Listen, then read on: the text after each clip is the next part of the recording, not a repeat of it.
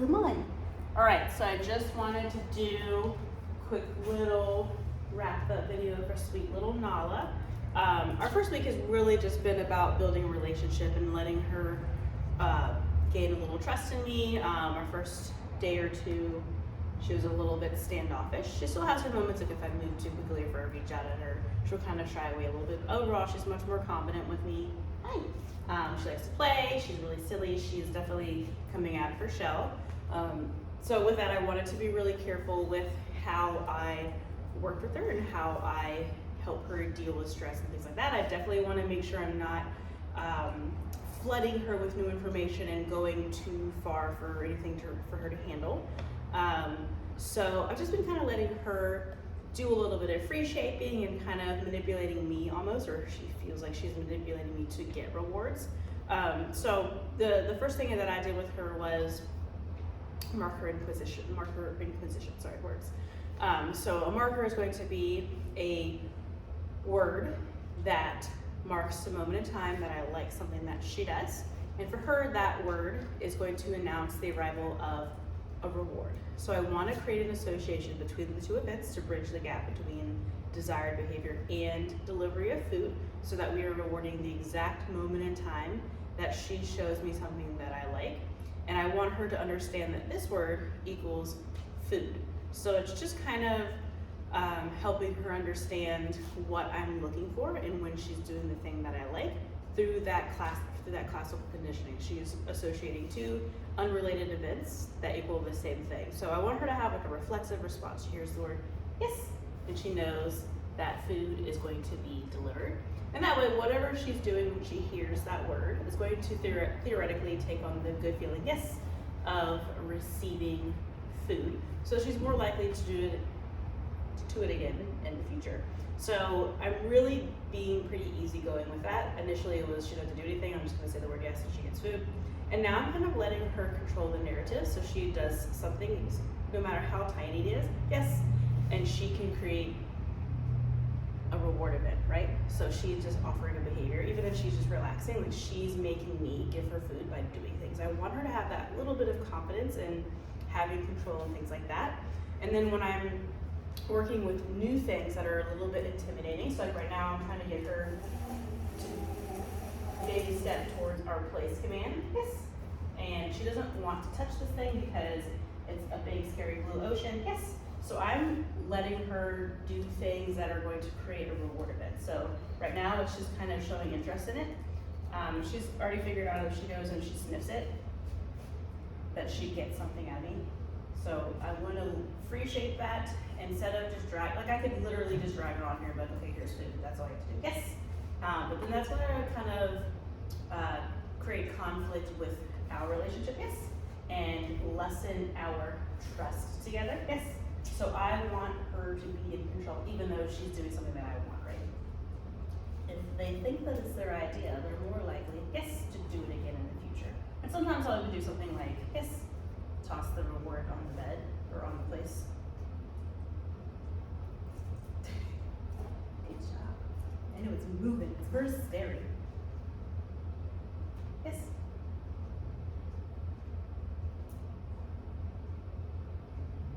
You got it. Yesterday she didn't put her feet on here, which was a huge step. You gotta go get it. But because she's so sensitive, yes, I want her to take her time with this. Good job. You wanna come on here with me?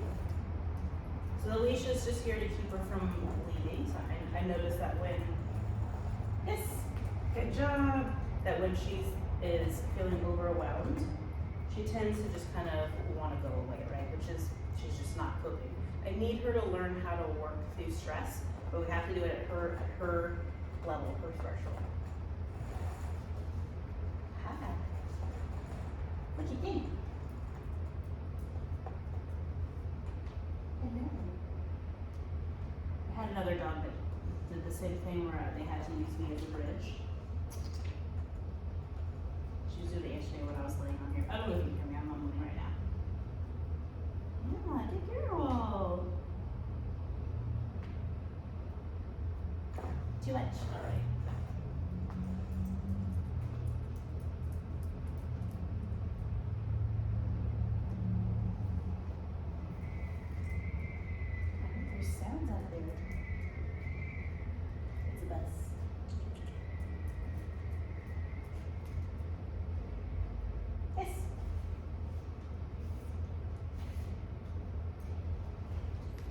Here you go. Good girl. Anyway, so with the marker, with the yes, when she hears that, yes, she doesn't necessarily need to stay in behavior. I want her to just come take the food from me. That marker is essentially going to be, yes, a terminal marker that just means, hey, food's coming. I like what you did, that thing right there. So in the beginning, when I'm teaching new behaviors, I'm not really expecting any type of duration or understanding that they have to remain in behavior. I don't want to force that too soon and create a little bit of stress. So like if I'm teaching her how to sit and she does a sit and I go to pay her and then she gets up, I don't want to have to be like, no, don't do that. That'll come later when she understands what sit actually means. I'm just using sit as an example, of course. But the yes marker allows for me to get a bunch of reps in because I can, she shows behavior, pay, she comes out of it, shows behavior, pay, comes out of behavior, shows behavior, I can pay, blah, blah, blah. Once she's a little bit more confident with me and more consistent with things, then we can add in duration. So sit, good is the word that I use for that, and that means I'm going to bring the food to her. Good. And I can add in other things like movements, good, to neutralize those things happening. Okay means that the behavior is over. She can come out of behavior. So I want to pay her in behavior to build value in being in behavior. Right now, there's not a lot of rules. If she comes out, I'm just gonna say okay. If she gets up out of the whatever she's doing, I'm just gonna say okay real quick, just to kind of say, hey, I'll let you out of there. We're gonna fudge that a little bit. As I start to add in rules, that's going to look like leash pressure. So I'm going to tell her to, you got hair in your face. I'm gonna tell her to, hey, Nala, sit, good. And if she comes out of behavior, I could say, no, leash pressure back into that sit, good.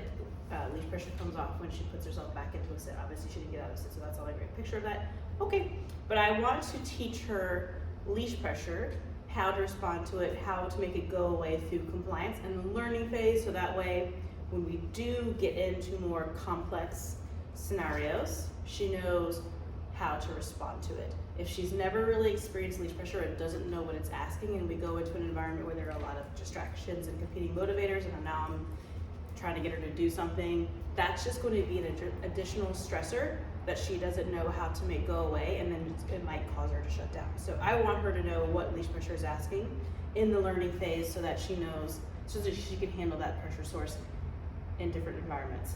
Nala, yes, so right there, a little bit of pressure into me. Sit, yes, very good. Look. So pressure on to ask for behavior. So I want her to come towards me. Yes, pressure comes off when she does the behavior, and we switch back to positive reinforcement. So I know there's nothing like super exciting to send back to you just yet. You can certainly practice the yes marker at home. It builds engagement. I use it to shape new behaviors, all of those things. If she looks at you or offers you a behavior, you just say yes and you hand her a snack. The word should happen first, and then suggestion of giving the food. I don't want it to be like yes, or anything like that, because then she's responding to her movements and the word becomes secondary. So I want it to be yes, and then we show that we're gonna be giving her food. Okay, good girl. So if you have any questions, feel free to ask. All right, girlfriend.